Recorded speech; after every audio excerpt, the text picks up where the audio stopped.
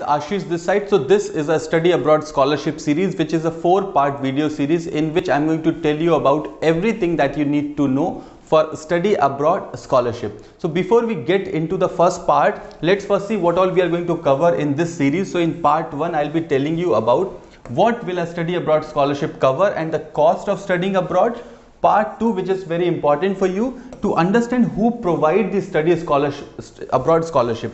Then in part 3, I'll be telling you about the different types of scholarship. So with that, you'll be able to understand which type you can fit in, and then you can focus more on that kind of scholarship. And then in part 4, I'll be telling you about the process of applying for a study abroad scholarship. So all in all, this is an end-to-end content which will help you to get scholarship if you are planning for study abroad. So with that, let's get into our part 1 and this section, which is what will a study abroad scholarship cover.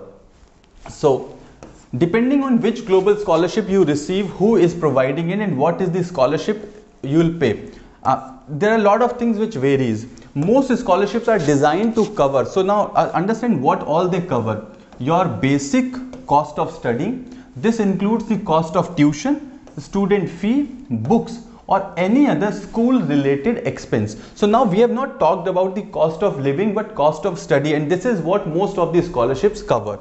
Now, in some cases, a portion of your living cost will also be covered, including the cost of food and accommodation. So, while I'll be making the country-wise scholarship and I get deeper into the kind of scholarships, then I'll be telling you what all they cover. But now we have two criteria. One is the scholarship which covers the tuition fee, cost of study, while there are certain scholarships which also cover the cost of living as well.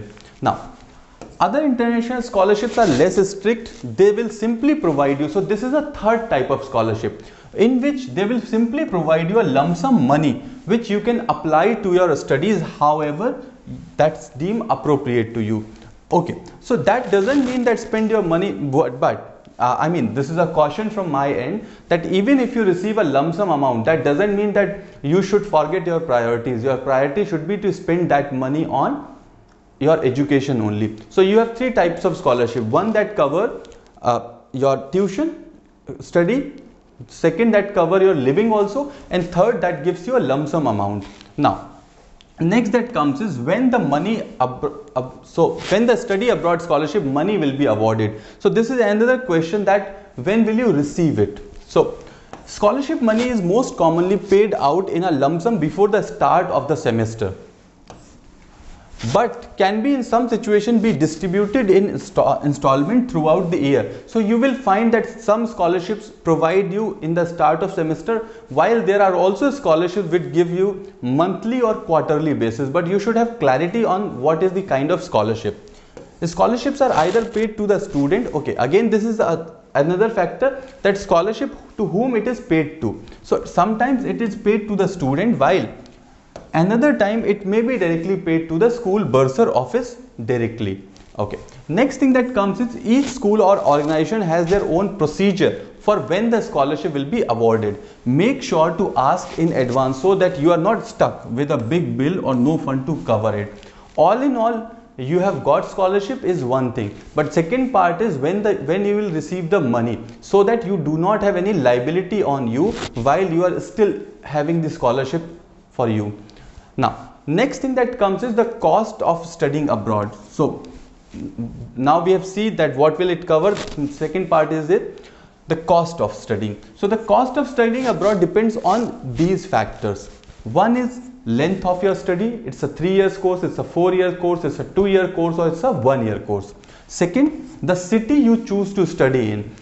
Even in different countries, you have a level of cities. Sometimes the state, the country capital or the capitals or more important cities are very costly, while some other cities may not be that costly. Similarly, in those cities also you will find some areas to be pretty costly, while the suburbs not that costly. So all in all, depending on which area, which city. And third is what kind of accommodation that you find. So you may have accommodation, in campus accommodation, outside campus accommodation, in city accommodation, outside city accommodation. Lot of factors that drive the cost to you.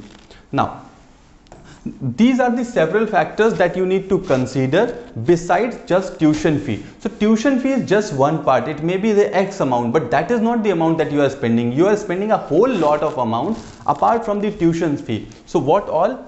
How much does an average accommodation cost?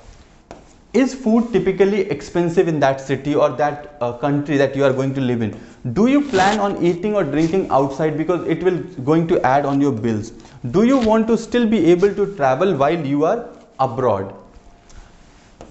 Do your course require to purchase expensive materials? This is very important. While in some courses you may need to just buy books, or maybe in some courses you have online books available, online material available, but in other courses, like for example, maybe you are going for journalism or media courses, or maybe you are going for filmmaking courses, the materials, the products are very costly. So does your course require you to buy those products, or does your school provide you those products? Is very important factor for you to understand. Similarly, what are the expenses associated with visa or resident permits?